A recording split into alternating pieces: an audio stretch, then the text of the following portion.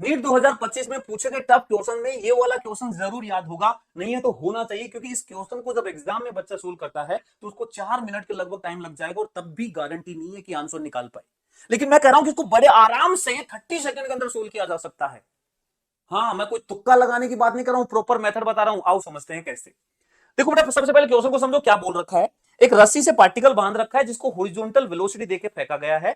तो बोला जब ये यहां जा रहा है तो किसी थीटा एंगल पर सर्कुलर, मतलब रस्सी लूज पड़ जाती है, सर्कुलर मोशन छोड़ देता है। तो उस मोमेंट पे इसकी जो स्पीड है जहां रस्सी लूज पड़ती है और इनिशियल स्पीड का रेशियो पूछा है। देखो बेटा, सबसे पहले हमें पता होना चाहिए कि रस्सी लूज कहां पड़ सकती है। कभी भी नीचे वाले हाफ सर्कल में रस्सी लूज नहीं पड़ेगी, क्योंकि यहां पर mg का जो एक कंपोनेंट है रस्सी को टेंशन लगातार दे रहा होता है।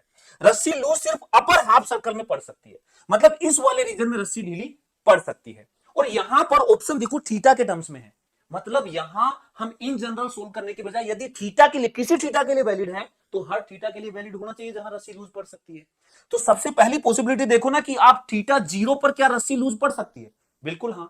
यदि आप यहां टेंशन 0 करना चाहते हैं तो सेंट्रीपिटल फोर्स 0 करना पड़ेगा, मतलब यहां स्पीड 0 करनी पड़ेगी। तो ये वाली सिचुएशन तो सब पढ़ते हैं कि जब बॉटम मोस्ट पॉइंट पर रूट जी आर वेलोसिटी देते हैं तो यहां जाके पार्टिकल की स्पीड 0 हो जाती है, और स्पीड 0 तो टेंशन 0।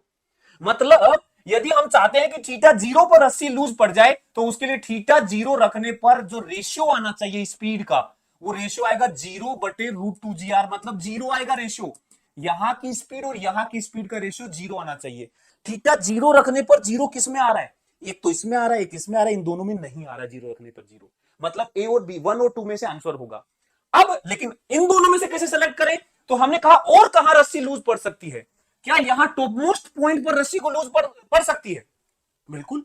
ये तो केस सबको पढ़ाया जाता है कि मिनिमम जब स्पीड निकाली जाती है कितना दे कि वर्टिकल सर्कल कंप्लीट कर ले, तो यहां की टेंशन को जस्ट हम 0 करते हैं और सोल्व करते हैं, तो वहां की स्पीड हमें √gr मिलती है। ठीक है, तो यहां √5gr देते हैं तब यहां √gr आती है। तो रेशियो क्या आएगा? √gr upon √5gr। तो ये रेशियो आएगा, gr कट जाएगा 1/√5। मतलब थीटा 90 रखने पर ऐसे ऑप्शन होना चाहिए जिसमें 1/√5 आए। 90 रखने पर इसमें 1/√5 नहीं आएगा, जैसे इसमें 90 रखोगे 1/√5 आएगा, मतलब 1 बी द करेक्ट आंसर।